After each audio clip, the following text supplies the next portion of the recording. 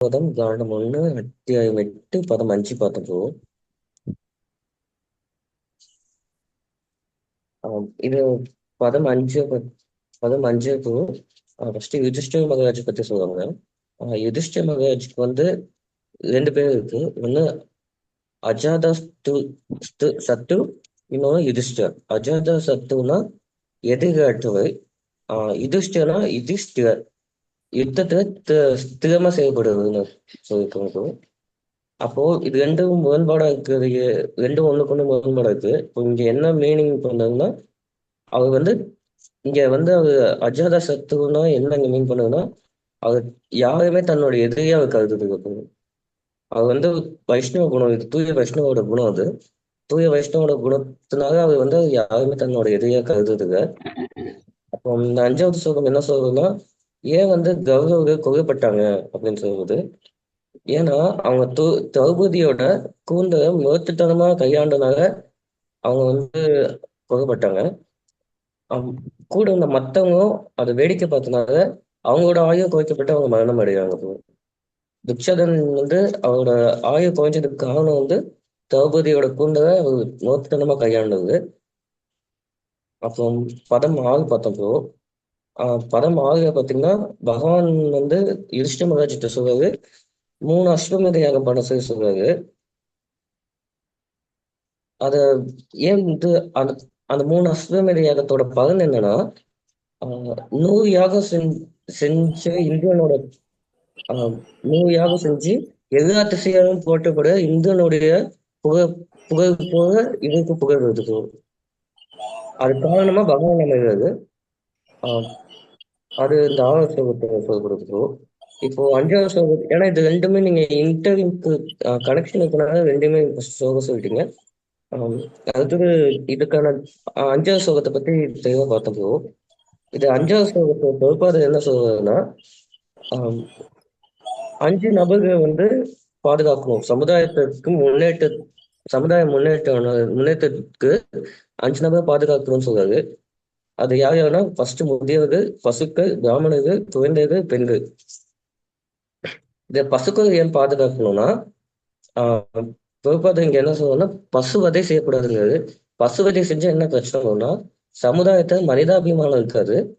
ரெண்டாவது, பசுவதை செய்யறதுனால நமக்கு நாமே தற்கொலை செஞ்சுக்கிறது சமமா இருக்கிறோம். அடுத்தது, ஆஹ் பசு வந்து ஆஹ்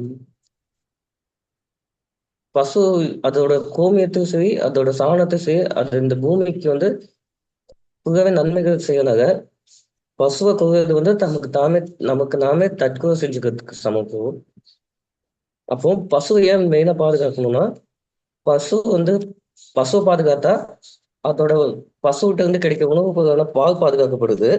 அந்த பால் எதுக்கு யூஸ் ஆகுதுன்னா, மனுஷங்க வந்து வேதத்தை புரிஞ்சுக்கிறதுக்கு, ஆஹ் வேதத்தோட நோக்கங்களை புரிஞ்சுக்கிறதுக்கு, நம்ம மூளைக்கு திசுக்களை வளர்த்து விடுவாங்க.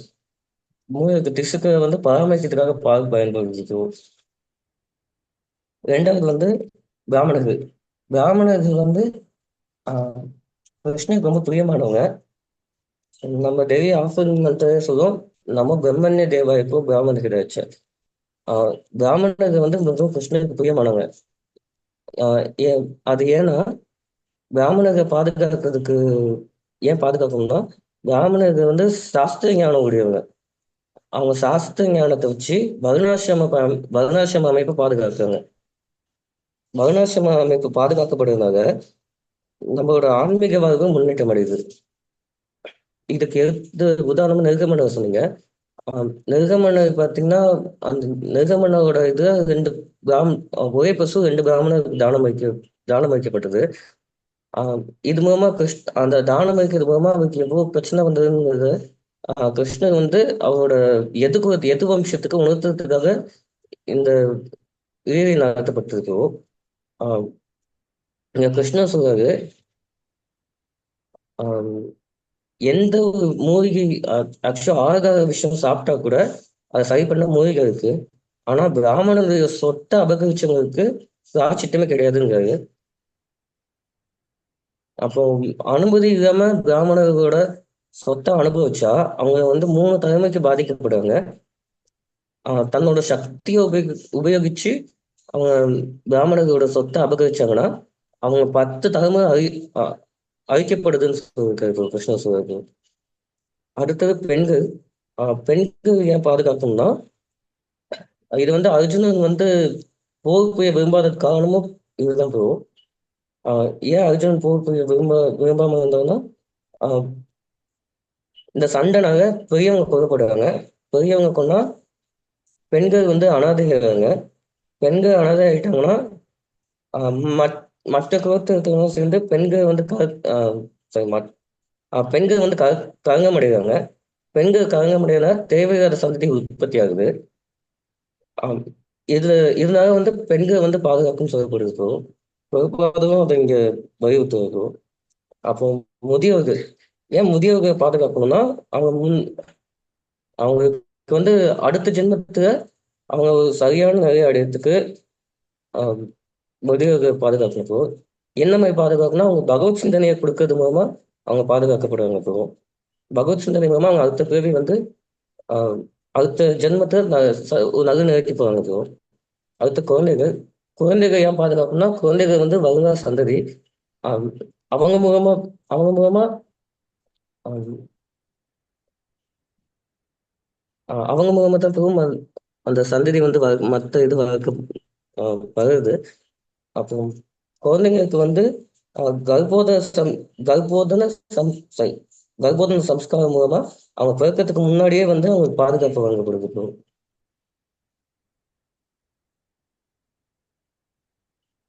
ஹரே கிருஷ்ணா ப்ரோ. ஹரே கிருஷ்ணா. தேங்க்யூ ஜனா பிரபு, நல்லா சொன்னீங்க. இந்த பொருளுரை ரொம்ப முக்கியமான பொருளுரை. நம்ம மங்களாச்சரணோட ஆரம்பிப்போம்.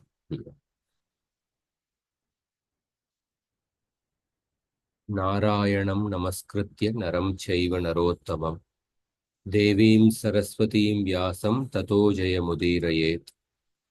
நஷ்டப்ராயேஷ்வபத்ரேஷு நித்யம் பாகவத சேவையா பகவதீர் உத்தம ஸ்லோகே பக்திர்பவதி நைஷ்டிகி.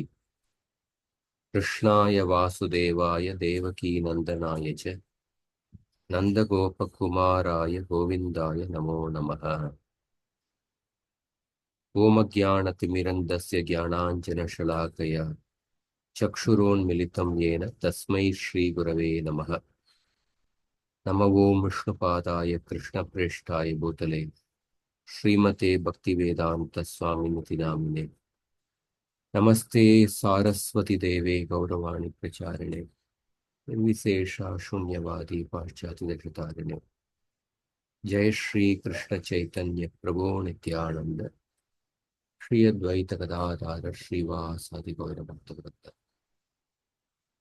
हरे कृष्ण कृष्ण कृष्ण हरे हरे, हरे राम राम राम हरे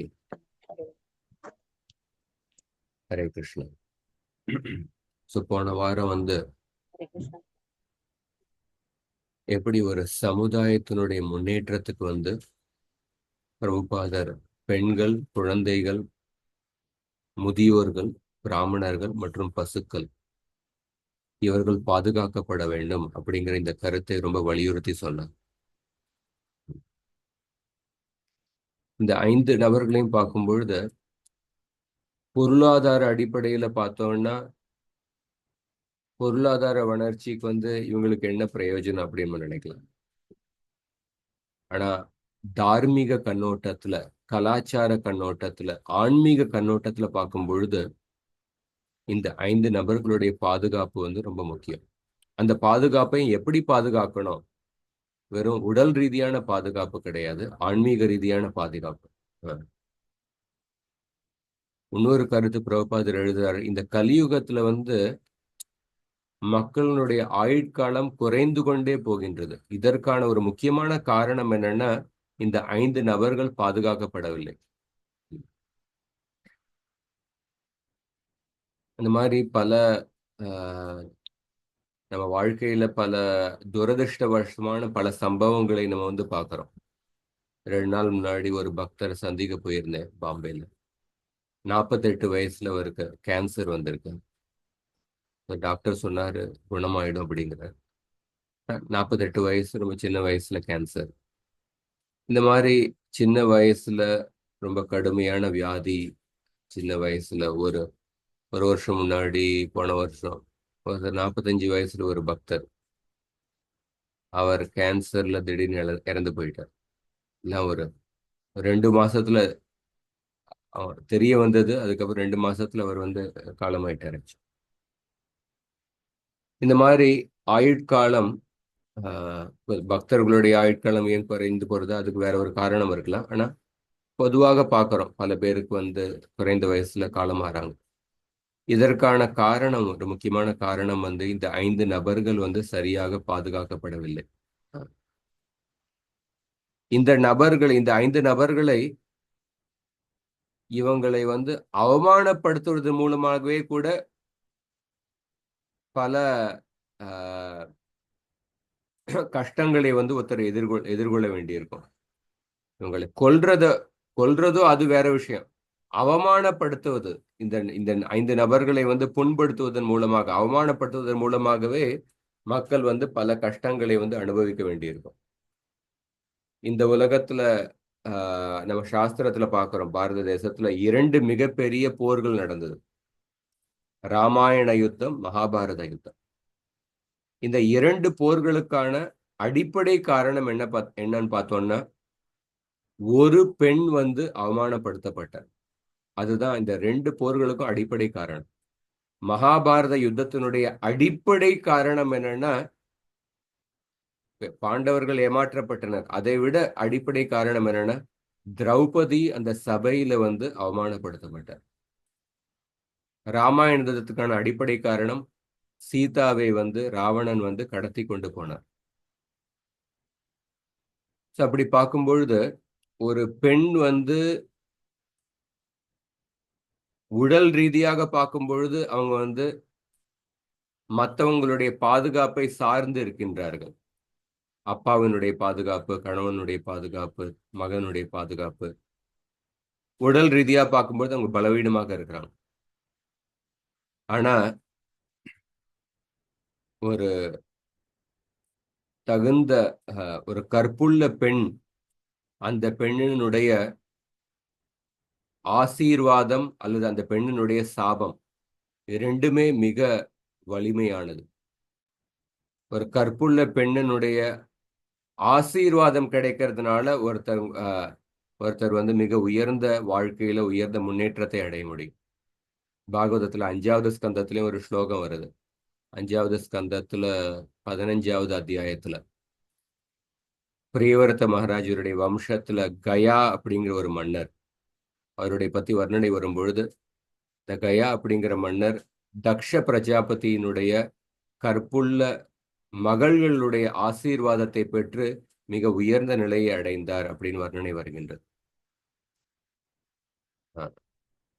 அதே மாதிரி ஒரு கற்புள்ள பெண்ணினுடைய சாபம், அந்த சாபத்தினால ஒரு ராஜ்யமே அழிந்து விடுகின்றது, ஒரு சாம்ராஜ்யமே அழிந்து விடுகின்றது.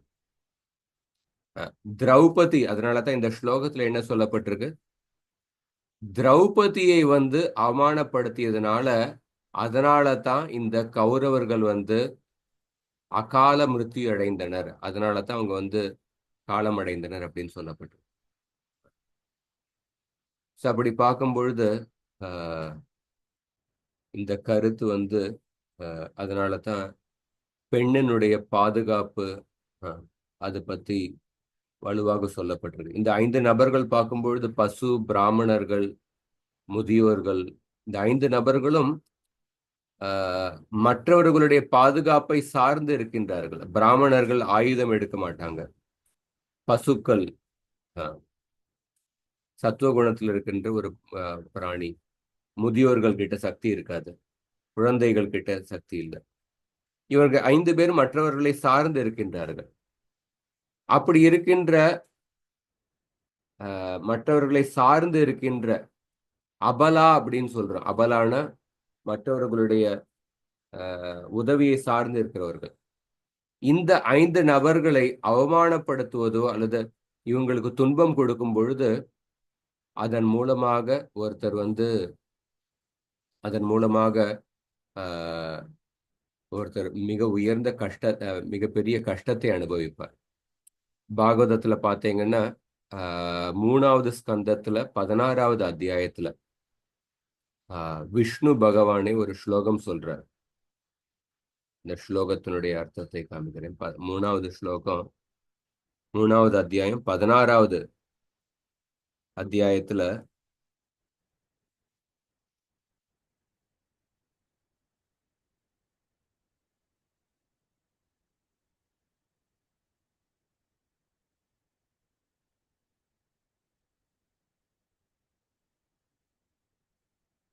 16வது அத்தியாயத்துல 10வது ஸ்லோகம். அதுல சொல்றார், ஏமே தனூர் த்விஜவரான் துகதீர் மதியா பூதான் அலப்த ஷரணாணி ச பேத புத்தியா திரக்ஷ்யந்த் அக க்ஷதத்ருஷோ அஹிமன்யவஸ்தான் கிருத்ராருஷா மமகுஷந்த் அதிதண்ட நேதுகு. இந்த ஸ்லோகத்துல விஷ்ணு பகவான் சொல்றார், பிராமணர்கள், பசுமாடுகள் மற்றும் மற்ற மற்ற உயிரினங்கள், குறிப்பாக சக்தி இல்லாத மற்றவர்களுடைய உதவியை நாடி இருக்கின்ற உயிரினங்கள், இவர்கள் எல்லோரும் என்னுடைய ஷரீரம் அப்படின்னு சொல்றார். ஏமே தனு, பிராமணர்கள், பசுமாடுகள் மற்றும் மற்றவர்களுடைய உதவியை நாடி, மற்றவர்களுடைய பாதுகாப்பை நாடி இருக்கின்ற எந்த உயிரினமோ அவர்கள் எல்லோரும் என்னுடைய ஷரீரம். ஆனா இப்படிப்பட்ட மற்றவர்களுடைய உதவியை நாடி இருக்கின்ற இந்த உயிரினங்களை வந்து ஒருத்தர் வந்து இவர்களை அவமானப்படுத்தினாங்கன்னா,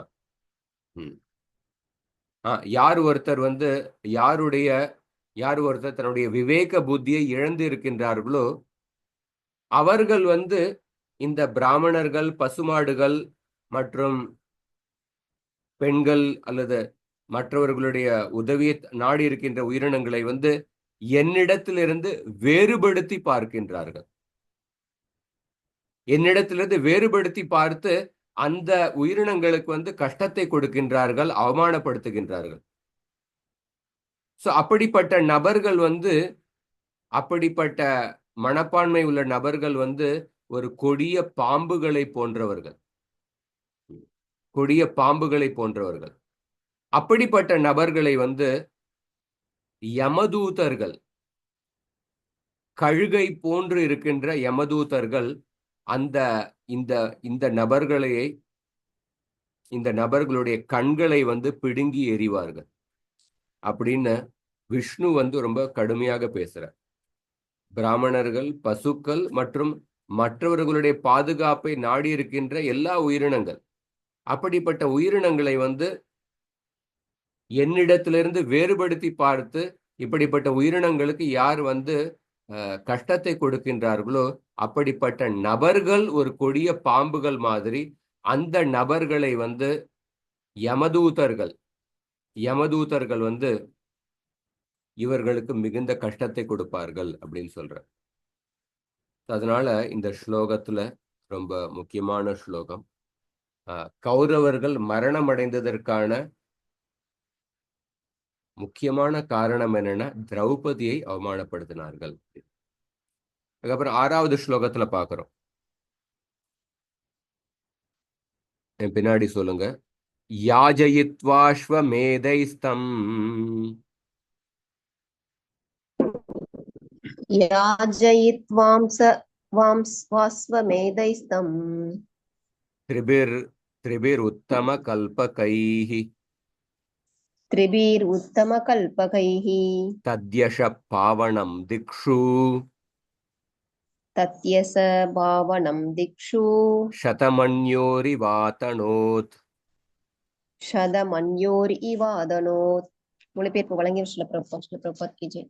பகவான் ஸ்ரீ கிருஷ்ணர் நன்கு இயற்றப்பட்ட 3 அஸ்வமேத யாகங்களை நடத்தும்படி யுதிஷ்டிர மகாராஜனை தூண்டினார்.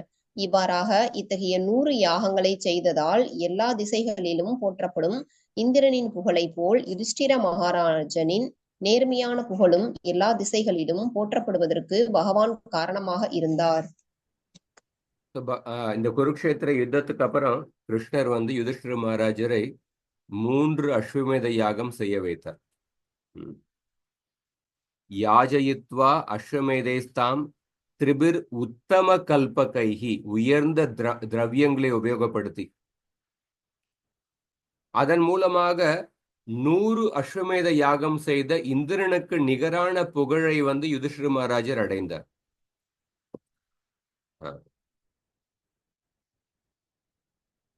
சப்போஸ் ஒரு கிரிக்கெட் மேட்ச்ல ஒருத்தர் 3 ரன்ல அவுட் ஆயிடுறாரு, இன்னொருத்தர் வந்து 100 ரன் அடிக்கிறாரு. அப்ப நியூஸ் பேப்பர்ல யாரை பத்தி எழுதுவாங்க? அந்த மேட்ச்ல யாரு 100 ரன் அடிச்சாங்களோ அந்த நபரை பத்தி தான் எழுதுவாங்க. அவருக்கு தான் மேன் ஆஃப் த மேட்ச் அப்படின்லாம் பதக்கம் வரும். 3 ரன் அடிச்சு அவுட் ஆனதை பத்தி அவங்கள பத்தி யாரும் எழுத மாட்டாங்க. ஆனா இங்க வந்து யுதிஷ்டிர மகாராஜர் 3 யாகம் தான் செஞ்சார். ஆனா இந்திரன் 100 யாகம் செஞ்சிருக்கார், சதமன்யூர். ஆனா இந்திரனுக்கு நிகராக அல்லது இந்திரனை விட உயர்ந்த புகழை யுதிஷ்டிர மகாராஜர் பெற்றார் அப்படின்னு சொல்லப்பட்டிருக்கு. ஏன்னா யுதிஷ்டிர மகாராஜர் வந்து கிருஷ்ணருடைய தூய பக்தர். 3 வந்து 100ஐ விட சின்னது. ஆனா எப்ப அந்த 3 வந்து கிருஷ்ணருடைய கருணையை பெறுகின்றதோ, 3ஐயும் கிருஷ்ணருடைய கருணையும் கூட்டணும்னா அது 100ஐ விட பெரியது. 3 பிளஸ் கிருஷ்ணருடைய கருணை, கிருஷ்ணருடைய அனுகிரகம், அது வந்து 100ஐ விட அதிகமானது. யுதிஷ்டிர மகாராஜர் கிருஷ்ணருடைய தூய பக்தர்னால, கிருஷ்ணருடைய கருணையினால யுதிஷ்டிர மகாராஜருக்கு இந்திரனை போன்ற நிகரான அல்லது இந்திரனை விட உயர்ந்த புகழை வந்து யுதிஷ்டிர மகாராஜர் பெற்றார். இதுல இருந்து பாக்குறோம் எப்படி ஒரு பக்தருக்கு வந்து எப்படி கிருஷ்ணர் பக்தருடைய புகழை வந்து அதிகரிக்கின்றார். பாகவதத்துல 4வது ஸ்கந்தத்துல ஒரு ஸ்லோகம் வராது. பிரச்சேதர்கள் தன்னுடைய பிரார்த்தனையில சொல்றாங்க, வாசுதேவாய கிருஷ்ணா நமோ விஷுத்த சத்வாய ஹரயே ஹரிமேதசே வாசுதேவாய கிருஷ்ணாய பிரபவே சர்வசாத்வதாம். பிரச்சேதர்கள் சொல்றாங்க, பகவான் வந்து பிரபவே சர்வசாத்வதாம், தன்னுடைய பக்தர்களுடைய புகழை வந்து எப்பொழுதும் அதிகரிக்கின்றார் அப்படின்னு சொல்லப்படுது. அதனால 4வது ஸ்கந்தத்திலையும் ஒரு பிருத்து மகாராஜருடைய கதை வரும் பொழுது பிரம்மா வந்து பிருத்து மகாராஜர்கிட்ட சொல்றார், நீங்க இந்த 99 அஸ்வமேத யாகத்தோட நீங்க நிறுத்தி கொள்ளுங்க. என்னுடைய பேச்சை கேட்டு விட்டு இங்க 99வது யாகத்திலே நீங்க நிறுத்தி விட்டீங்கன்னா என்னுடைய அனுகிரகம் மூலமாக உங்களுக்கு 100 யாகம் செய்த இந்திரனுடைய புகழை விட உயர்ந்த புகழை நீங்கள் அடைவீர்கள். 99 100ஐ விட சின்னது. ஆனா 99 பிளஸ் ஒரு குருவினுடைய அனுகிரகம், அது வந்து 100ஐ விட பல மடங்கு பெரியது. இந்த மாதிரி இங்க யுதிஷ்டிர மகாராஜரை பத்தி சொல்லப்பட்டிருக்கு. அடுத்த ஸ்லோகம்,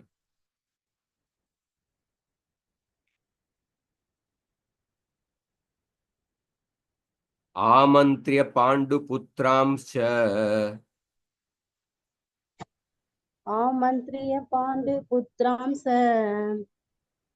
ஷைனே யோத்தவ சம்யுதः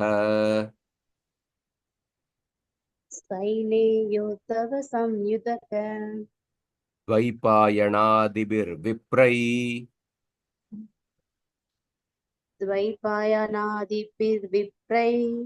पूजितै प्रतिपूजितः.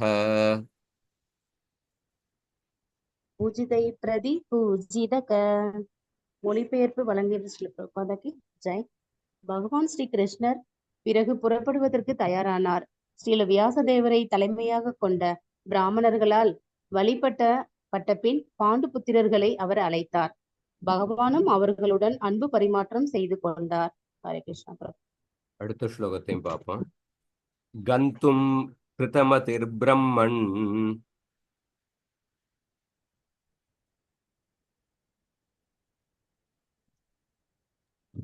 கந்தும் கிருதமதிர்பிரம் கந்தும் கிருதம் சொல்லுங்க. சொல்லுங்க. படிங்க.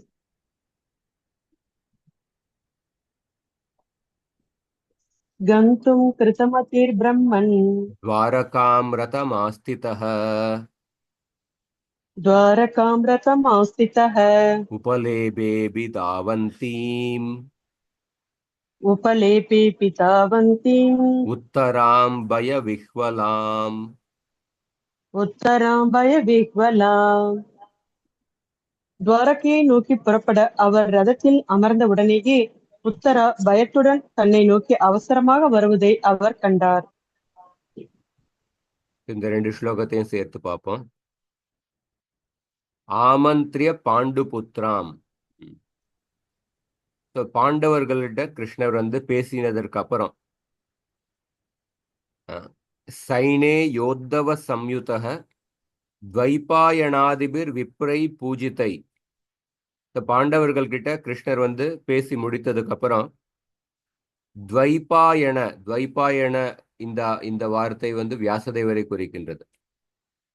வியாசர் மற்றும் மற்ற முனிவர்கள் இவர்கள் எல்லோரும் கிருஷ்ணரை வந்து வழிபட்டனர். பூஜிதைஹி துவைபாயனாதிபிர் விப்ரைஹி பூஜிதைஹி பிரதிபூஜிதை. கிருஷ்ணர் இந்த முனிவர்களை வழிபட்டார். பூஜிதைஹி பிரதிபூஜிதைஹி ரெண்டு வார்த்தை இருக்கு பாருங்க. கிருஷ்ணர் வந்து வியாசர் மற்றும் மற்ற முனிவர்களை கிருஷ்ணர் வழிபட்டார். அதுக்கப்புறம் அந்த மற்ற முனிவர்களும் கிருஷ்ணரை வழிபட்டனர். கிருஷ்ணர் வந்து இந்த முனிவர்கள்லாம் பிராமணர்கள், உயர்ந்த முனிவர்கள் அப்படிங்கிற அந்த ஸ்தானத்துல கிருஷ்ணர் ஒரு மனித ரூபத்துல இருந்து அவதாரம் எடுத்திருக்கின்றார். அதனால பிராமணர்களுக்கு முனிவர்களுக்கு மரியாதை கொடுத்து அவர்களை வழிபட்டார். ஆனா இந்த முனிவர்கள் வந்து பிரதிபூஜித்தை, கிருஷ்ணர் பகவான் அப்படின்னு அதை அறிந்து அவர்கள் வந்து கிருஷ்ணரை வழிபட்டனர். பிரதிபூஜித்தை.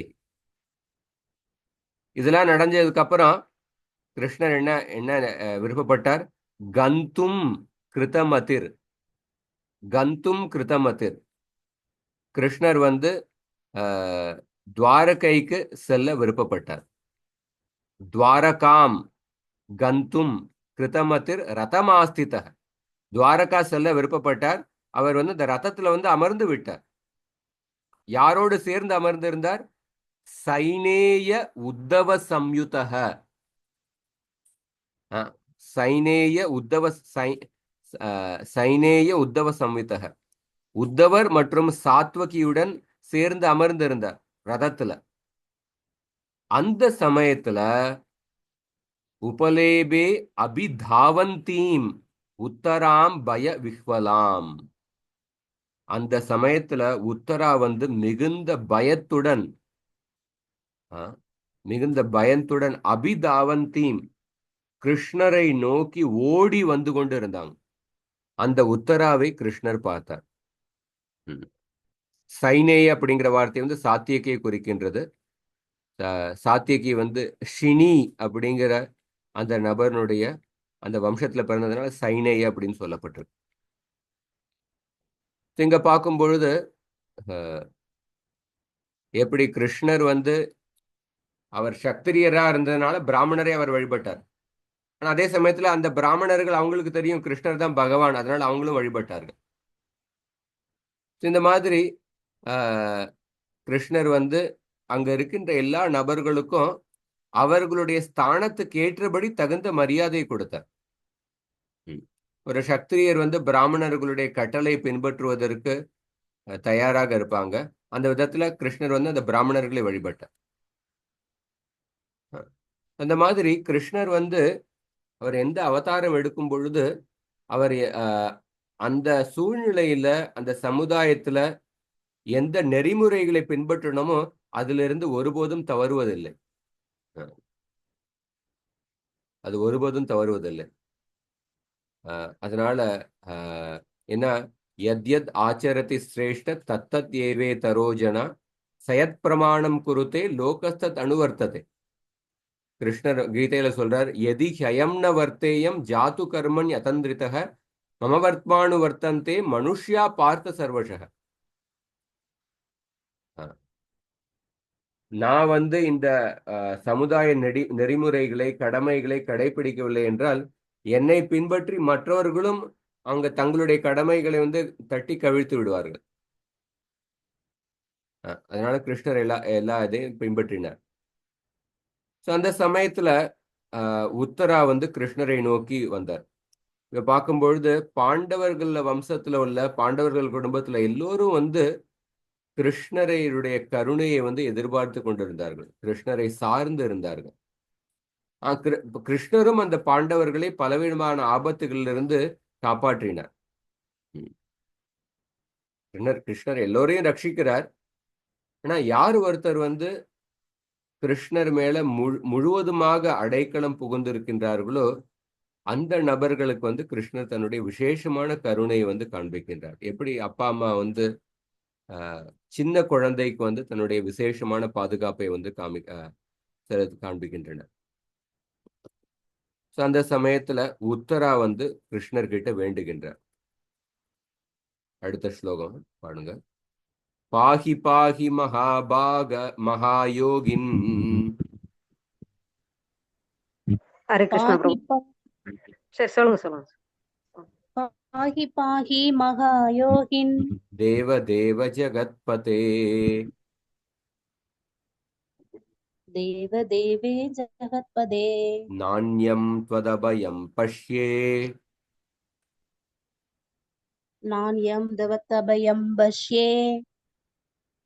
யத்ர மிருத்யு பரஸ்பரம். யத்ரா மிருத்யு பரஸ்பரம். மொழிபெயர்ப்பு ஸ்ரீ பிரபுபாதாக்கு ஜெய். உத்தரா கூறினாள், தேவதேவனே, அகிலலோக நாயகனே, தாங்கள் யோகிகள் எல்லாம் மிக சிறந்தவராவீர். இருமையுடைய இவ்வுலகில் மரணத்தின் பிடியில் இருந்து என்னை காப்பாற்ற கூடியவர் வேறொருவர் இல்லை என்பதால் தயவு செய்து என்னை காப்பாற்றுங்கள். ஹரே கிருஷ்ணா. உத்தரா வேண்டுகின்றார், பாகி பாகி மகாயோகின். மகாயோகின், நீங்கள் தான் இந்த மிக உயர்ந்த யோகி. கிருஷ்ணருக்கு ஒரு பெயர் யோகேஸ்வர அப்படின்னு சொல்றோம். எத்திர யோகேஸ்வர கிருஷ்ண எத்திர பார்த்த தனுர்தரக. பாகி பாகி மகாயோகின் தேவ தேவ ஜெகத்பதே, நீங்கள் தான் இந்த பிரம்மாண்டத்துக்கே தலைவர். பாகி பாகி, என்னை காப்பாற்றுங்கள். ந அந்யம் த்வத் அபயம் பஷ்யே. எத்திர மிருத்யு பரஸ்பரம், உங்களை தவிர அபயம் பஷ்யே. நான் இந்த உலகத்துல பயமற்ற நபரை நான் என்னால பார்க்க முடியல. நீங்கள் தான் உண்மையிலேயே பயமற்ற நபர். நீங்கள் தான் மற்றவங்களுடைய பயத்தை உங்களால தான் போக முடியும். எத்திர மிருத்யு பரஸ்பரம், இந்த உலகத்தினுடைய இயல்பு என்ன? மிருத்யு பரஸ்பரம். இந்த உலகத்துல ஒரு ஜீவாத்மா மூலமாக இன்னொரு ஜீவாத்மாவுக்கு மரணம் ஏற்படுகின்றது. அதுதான் இந்த உலகத்தினுடைய இயல்பு. ஜீவோ ஜீவஸ்ய ஜீவனம். ஜீவோ ஜீவஸ்ய ஜீவனம். ஒரு ஜீவாத்மா இன்னொரு ஜீவாத்மாவுக்கு உணவாக இருக்கின்றார். அப்ப ஒரு ஜீவாத்மா மூலமாக இன்னொரு ஜீவாத்மாவுக்கு மரணம் வருகின்றது. அப்படிப்பட்ட இயல்பான தன்மையை உடைய இந்த உலகத்தில் நாண்யம் த்வத் அபயம் பஷ்யே, உங்களை தவிர உண்மையான பயமற்ற நபர் யாருமே கிடையாது. அதனால என்னை காப்பாற்றுங்கள், என்னுடைய பயத்தை போக்குங்கள்.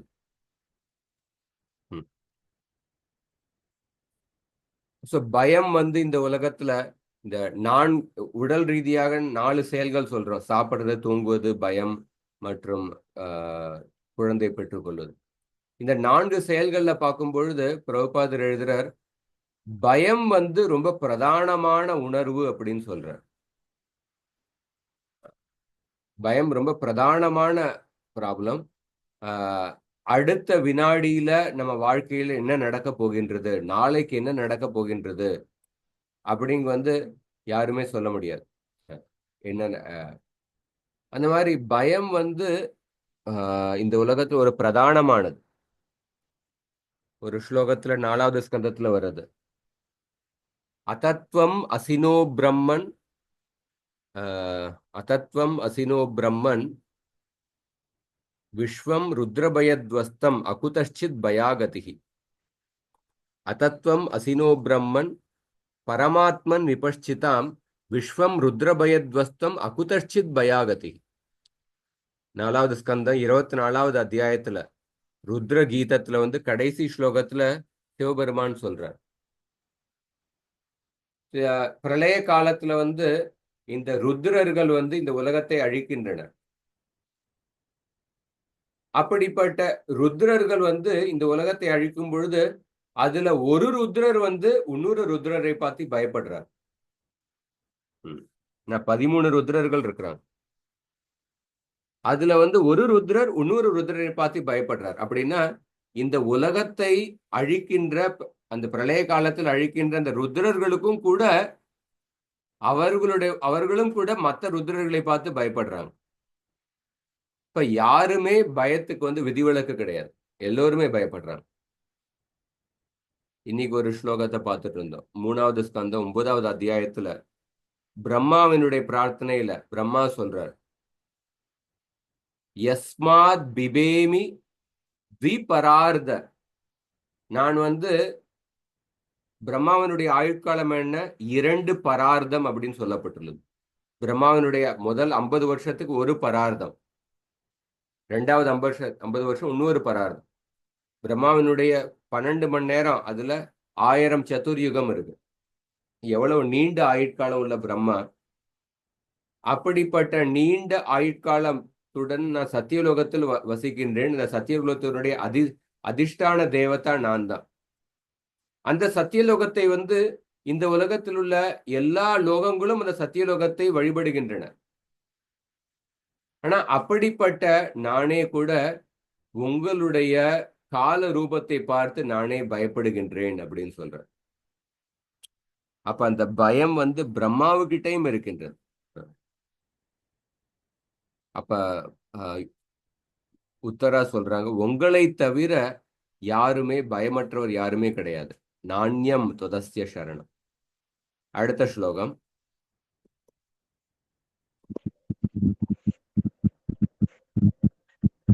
அபித்ரவதி மாமீஷ அபித்ரவதி மாம் ஈச ஷரஸ்தப்தாய சோ விபோ. சரஸ்தப்தாய சோ விபோ. காமம் தகது மாம் நாத. காமம் தகது மாம் நாத. மாமே கர்ப்போ நிபாத்யதாம். மாமே கர்ப்போ நிபாத்யதாம். மொழிபெயர்ப்பு வழங்கியவர் தேவித்ராஸ் பக்திவேதாந்த சுவாமி ஸ்ரீல பிரபுபாதைக்கு. எம்பெருமானே, தாங்கள் சர்வசக்தி படைத்தவர் ஆவீர்.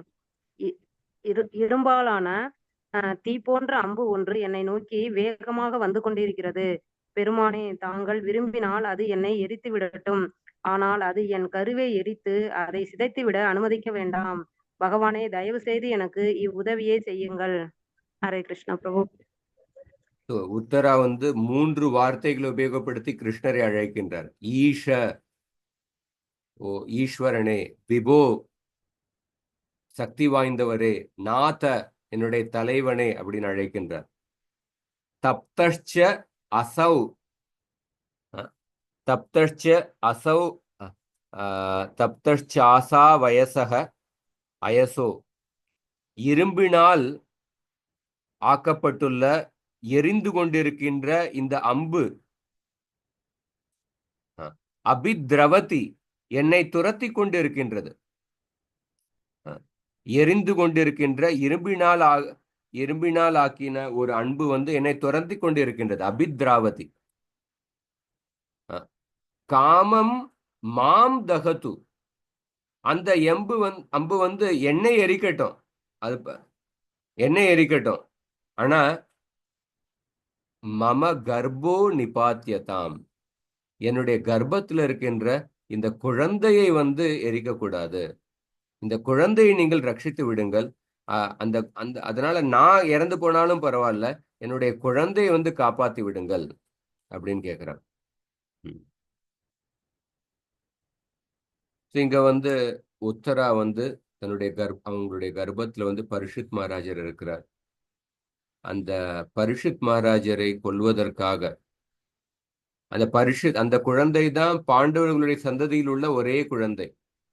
நான் பாண்டவர்களுடைய 5 மகன்களை வந்து அந்த யுத்தத்தினுடைய கடைசியில உறங்கிக் கொண்டிருக்கும் பொழுது அஸ்வத்தாமன் வந்து கொன்று விட்டார். அந்த பாண்டவர்கள் தலைமுறையுடைய கடைசி குழந்தை இந்த உத்தராவினுடைய கர்ப்பத்துல இருந்த குழந்தை தான். இந்த குழந்தையை வந்து அழிப்பதற்காக அஸ்வத்தாமன் பிரம்மாஸ்திரத்தை வந்து அனுப்பினார். உத்தரா வந்து கிருஷ்ணருடைய சரணரையில வருகின்றார்.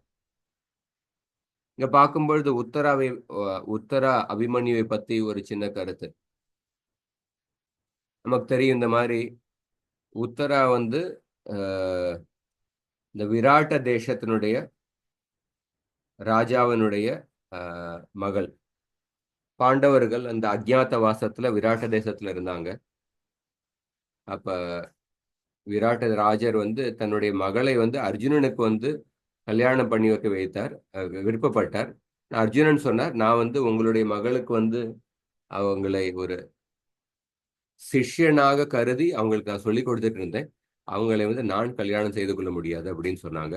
அப்ப வந்து அர்ஜுனனுடைய மகனான அபிமன்யுவுக்கு வந்து கன்னியாதானம் செய்து வைத்தார். இதுல ஒரு கருத்து பார்த்தோம்னா, உத்தராவுக்கும் அபிமன்யாவுக்கும் நடந்த திருமணம். அந்த விராட்ட ராஜருக்கு தெரியும் பாண்டவர்களுக்கும் கௌரவர்களுக்கும் ரொம்ப சீக்கிரத்துல போர் வரப்போறது அப்படிங்கிறது வந்து அவங்களுக்கு தெரியும். கௌரவர்களுடைய சபாவத்தை பத்தி தெரியும். இந்த மாதிரி பாண்டவர்களுக்கும் கௌரவர்களுக்கும் போர் நடக்க போறது அவங்களுக்கு தெரியும். அந்த போர்ல வந்து பாண்டவர்களுக்கு உதவியாக பாண்டவர்களுடைய மகனான அபிமன்யுவும் பங்கேற்பார் அப்படிங்கிறதும் தெரியும். அப்படி இருந்தாலும் தன்னுடைய மகளை வந்து போர்ல பங்கேற்க போகின்ற ஒரு சத்திரியருக்கு திருமணம் செய்து வைத்தார். ஒரு விதத்துல பார்த்தோம்னா, கல்யாணம் ஆனதுக்கு அப்புறம் உடனே இந்தியா பாகிஸ்தான் போருக்கா ஒருத்தர் வீரர் போறாருன்னா அப்படிப்பட்ட நபருக்கு யாராவது திருமணம் செய்து வைப்பாங்கன்னா, அவங்களுடைய மகளை வந்து விதவை ஆகிறதுக்கு, வாழ்க்கை முழுவதும் விதவை ஆகிறதுக்கு வாய்ப்பு இருக்கு. ஆனா அப்படி இருந்தாலும் விராட்டர் திருமணம் செய்து வைத்தார். உத்தராவினுடைய கண்ணோட்டத்துல பாருங்க, உத்தராவுக்கும் தெரியும் இந்த மாதிரி அபிமன்யு வந்து இந்த யுத்தத்துல பங்கேற்பார் அப்படின்னா, இந்த சமயத்துல யுத்தம் நடக்கிறதுக்கான எல்லா வாய்ப்புகள் இருந்தது, அபிமன்யும் பங்கேற்பார் அப்படின்னு தெரிஞ்சது. அப்படி இருந்தாலும் உத்தரா வந்து அபிமன்யு திருமணம் செய்து கொள்வதற்காக அவர் வந்து ஒத்துக்கொண்டார்.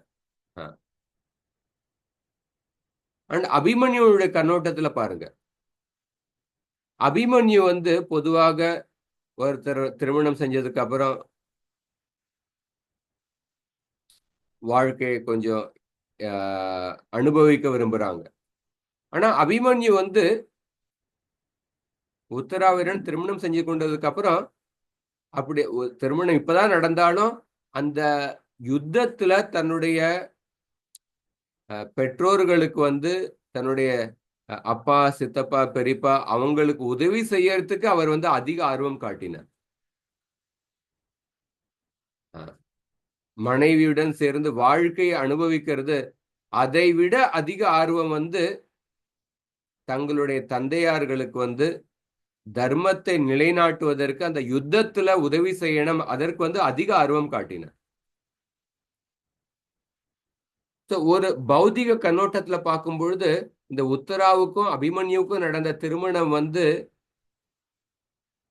ரொம்ப தவறான திருமணம் அப்படின்னு நம்ம நினைக்கலாம். ஏன்னா விராட்டர் செஞ்ச அந்த முடிவும் தவறு. ஒரு யுத்தத்துல பங்கேற்கிற நபருக்கு வந்து திருமணம் செய்து வைத்தார். உத்தராவினுடைய முடிவும் தவறு. அபிமன்யு வந்து திருமணம் ஆனதுக்கு அப்புறம் அவர் வந்து தேன் நிலவுக்கு போகாம அவர் வந்து யுத்தத்துல போயிட்டார். ஒரு விதத்துல பௌதிக கண்ணோட்டத்துல பார்க்கும்போது இந்த திருமணம் வந்து தவறு அப்படின்னு நம்ம நினைக்கலாம்.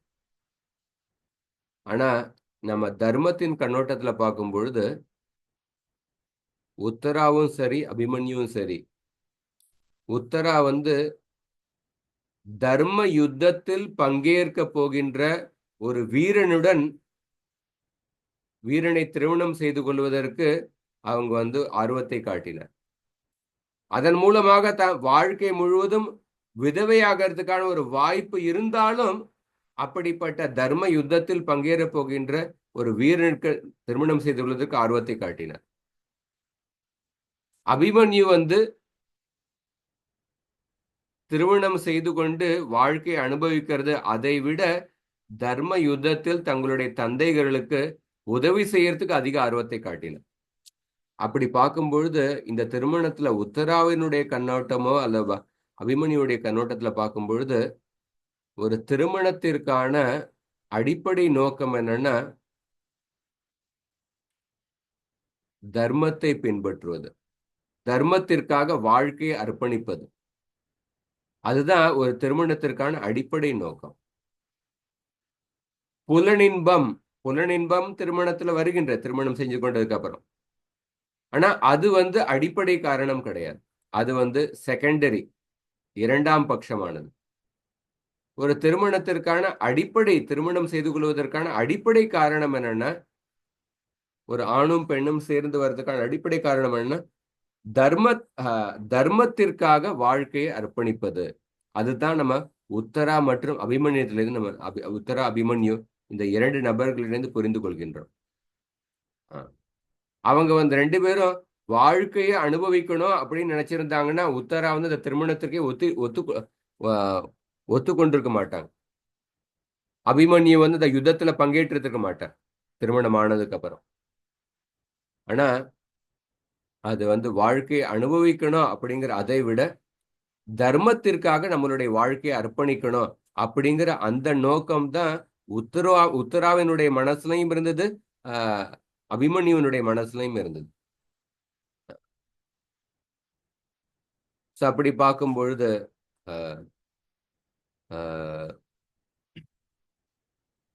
இந்த உத்தரா அபிமன்யுனுடைய கதாபாத்திரம் வந்து ரொம்ப அற்புதமான கதாபாத்திரம். இவங்களுடைய கதாபாத்திரம் நம்ம புரிஞ்சுக்க முடியும். அதனால இந்த அந்த ரெண்டு பேருடைய மனசுல வந்து உத்தரா அபிமன்யு, இது ரெண்டு பேருடைய மனசுல வந்து எந்த எண்ணம் வந்து பிரதானமாக இருந்ததுன்னா தர்மத்திற்காக நம்மளுடைய வாழ்க்கையை அர்ப்பணிக்கணும் அப்படிங்கிற அந்த எண்ணம் பிரதானமாக இருந்தது. அதனாலதான் அந்த அபிமன்யு உத்தராவினுடைய கர்ப்பத்துல வைத்த அந்த குழந்தையினுடைய மனசுலயும் எந்த எண்ணம் பிரதானமான இருக்கு, தர்மத்திற்காக கிருஷ்ணருடைய சேவைக்காக தன்னுடைய வாழ்க்கையை அர்ப்பணிக்கணும் அப்படிங்கிற அந்த எண்ணம் தான் அந்த உத்தராவினுடைய கர்ப்பத்துல இருந்த குழந்தை பரிஷித் மகாராஜருடைய மனசுலயும் அந்த எண்ணம் தான் பிரதானமாக இருந்தது. ஏன்னா இந்த எண்ணம் தான் அந்த அப்பா அம்மா உத்தரா அபிமன்யு அவங்களுடைய மனசுல இந்த எண்ணம் தான் பிரதானமாக இருந்தது.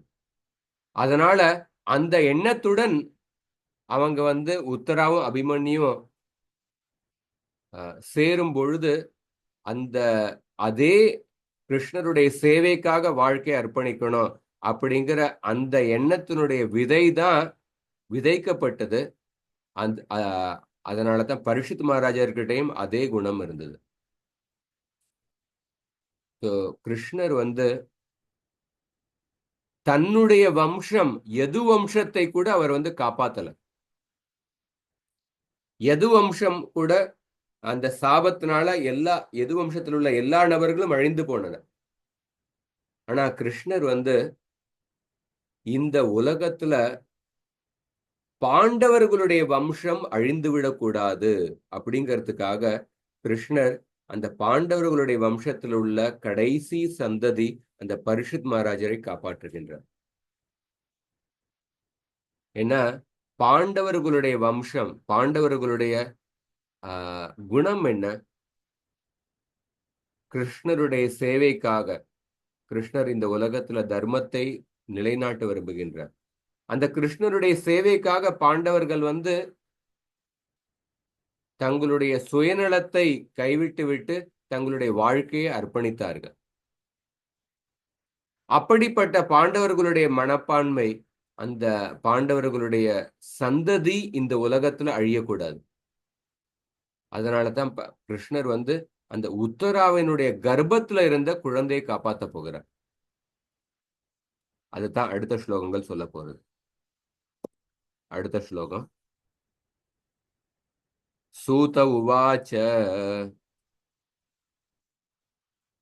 உபதாரிய வச்சஸ்தஸ்ய பகவான் பக்தவத்சலஹ அபாண்டவமிதம் கர்த்தும் திரௌணேரஸ்திரம் அபுத்யத. உத்தராவினுடைய வார்த்தைகளை வந்து பொறுமையாக கேட்டது பின் அபாண்டவம், பாண்டவ வம்சத்தின் கடைசி குழந்தையும் கொன்று விடுவதற்காக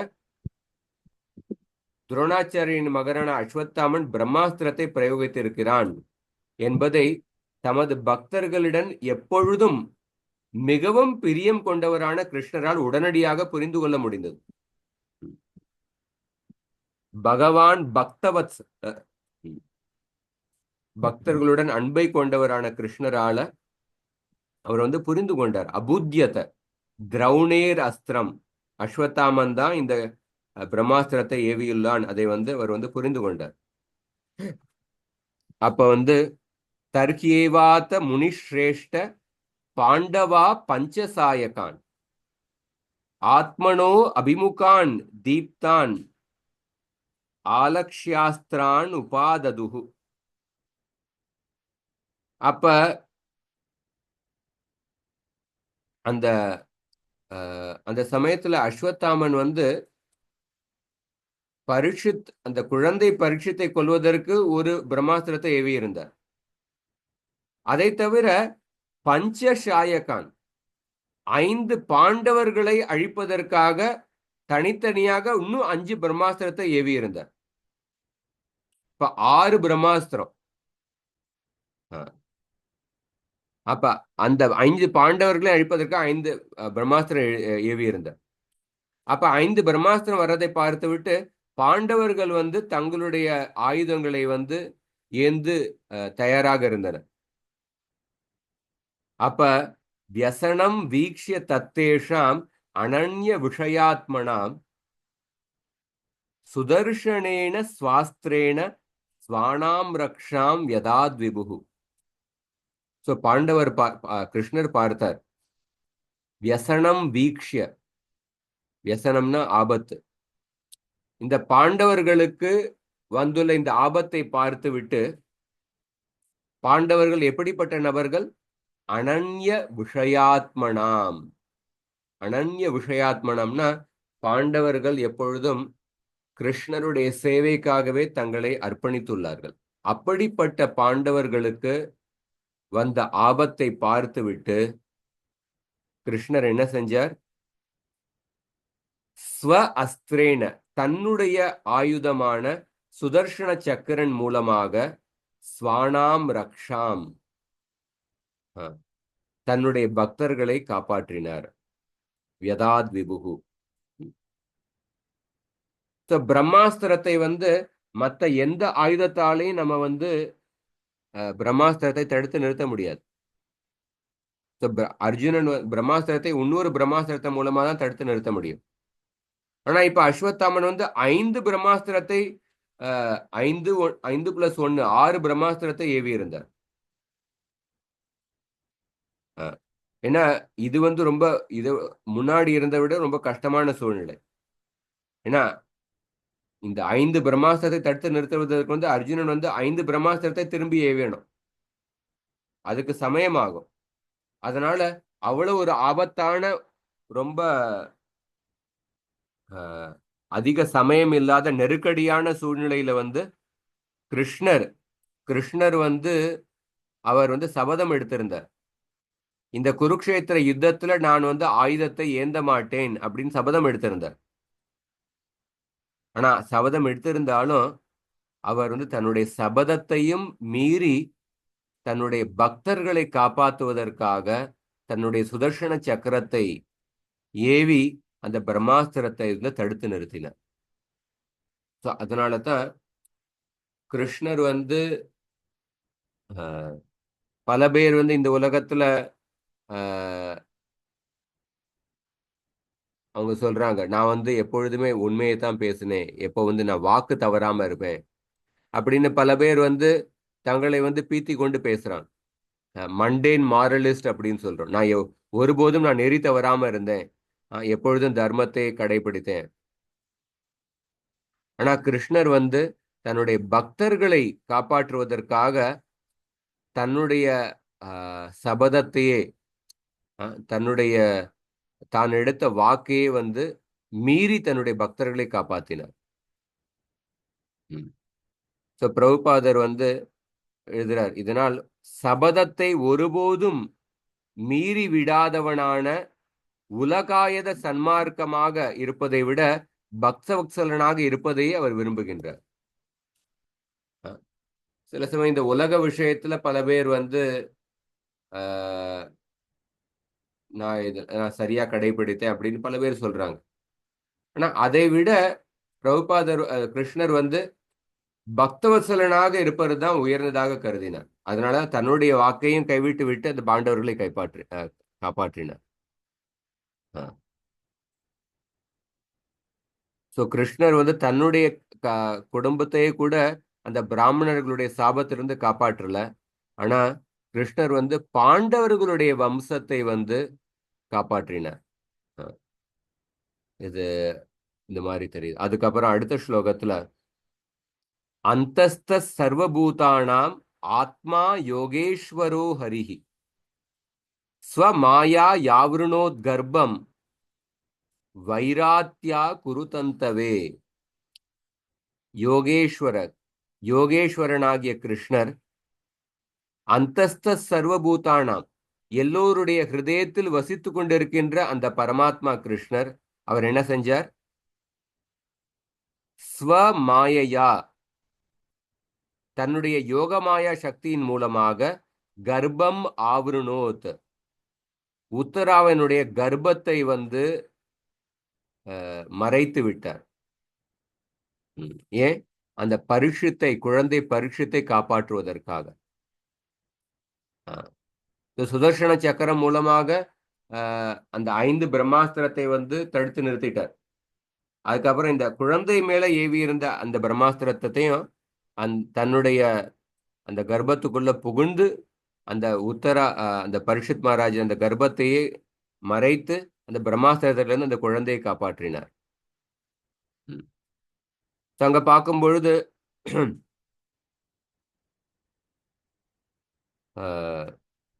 கிருஷ்ணர் வந்து உத்தராவனுடைய மனசுல பரமாத்மாவாக இருக்கின்றார்.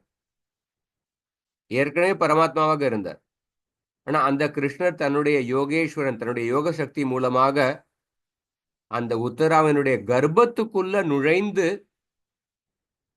அந்த குழந்தையை காப்பாற்றினார். குரு தந்தவே. உத்தராவுக்கு கூட என்ன ஆனதுன்னு புரியல. எப்படி கிருஷ்ணர் காப்பாத்தினா அது உத்தராவுக்கு கூட புரியல. ஆனா கிருஷ்ணர் வந்து அந்த கர்ப்பத்துக்குள்ள குழந்தையை காப்பாற்றினார்.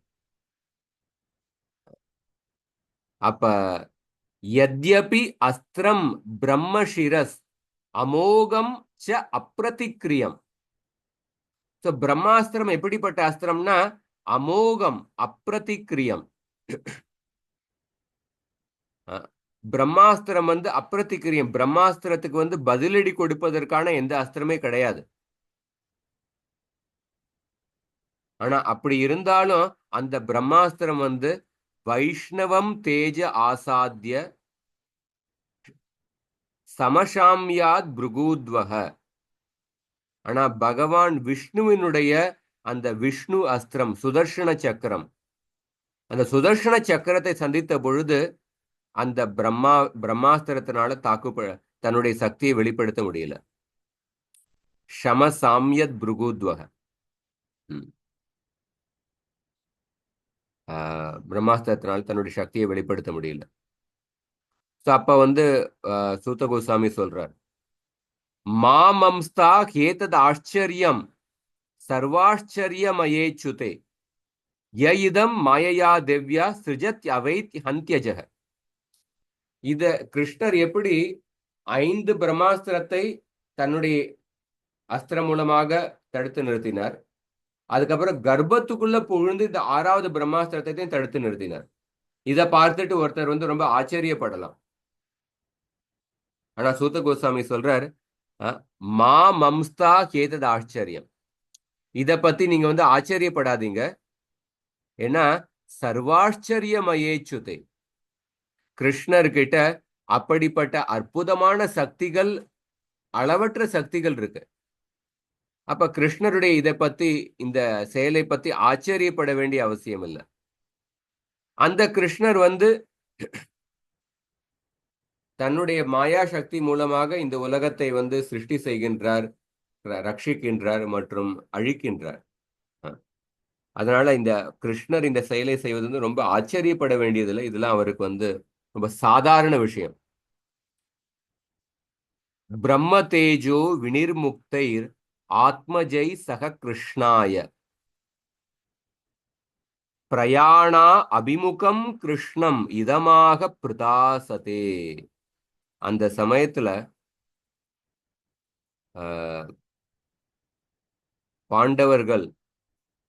பாண்டவர்களை வந்து கிருஷ்ணர் காப்பாத்தி விட்டார். அப்ப அந்த சமயத்துல குந்தி மகாராணி தன்னுடைய மருமகள் திரௌபதியுடன் சேர்ந்து, குந்தி மகாராணி, திரௌபதி மற்றும் பாண்டவர்கள் எல்லோரும் வந்து அந்த பிரம்மாஸ்திரத்தினுடைய வெப்பத்தினால காப்பாற்றப்பட்டனர். அப்ப குந்தி மகாராணி கிருஷ்ணர்கிட்ட பேச ஆரம்பிக்கின்றார்கள். கிருஷ்ணர் இந்த பாண்டவர்களை காப்பாத்தி விட்டு துவாரகைக்கு போறதுக்கு தயாராக இருந்தார். பிரயாண அபிமுகம்னா அந்த துவாரகைக்கு போறதுக்கான அந்த பிரயாணத்துக்கு தயாராக இருந்தார். அப்படிப்பட்ட கிருஷ்ணர் கிட்ட பிரயாண அபிமுகம் கிருஷ்ணம் இதமாக பிரதாசத்தே, பிரதா குந்தி மகாராணி வந்து பேச ஆரம்பித்தார்கள் அப்படின்னு 17வது ஸ்லோகம் முடிகிறது. 18வது ஸ்லோகத்திலிருந்து அடுத்த வாரம் பார்ப்போம். குந்தி மகாராஜனுடைய பிரார்த்தனைகள் ஆரம்பிக்கின்றது. மிக அற்புதமான பிரார்த்தனைகள். இதை நம்ம விரிவாக நம்ம பார்ப்போம். ஹரே கிருஷ்ணா.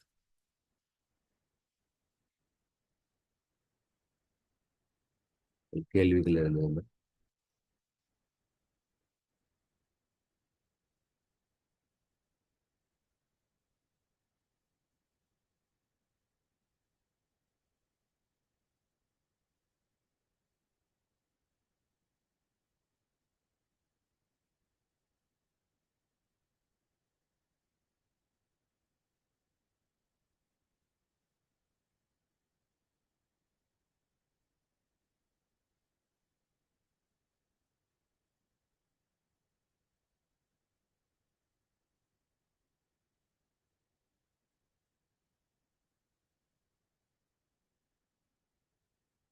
ஹரே கிருஷ்ணா.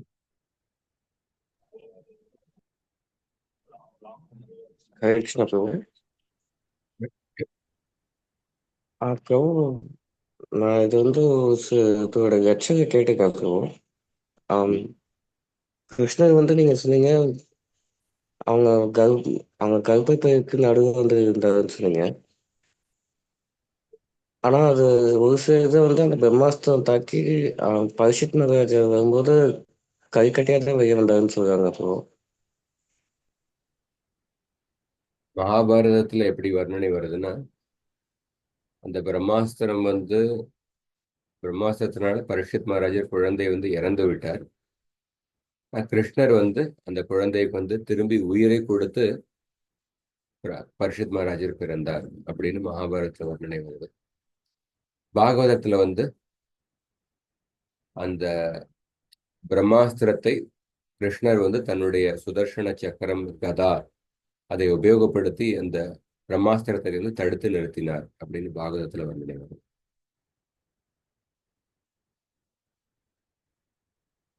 பிரம்மாஸ்திரத்தை இந்த பரீட்சித் மகாராஜரை தாக்க விடாமல் தன்னுடைய ஆயுதம் மூலமாக பிரம்மாஸ்திரத்தை தடுத்து நிறுத்தினார் அப்படின்னு பாகவதத்துல ஒன்று.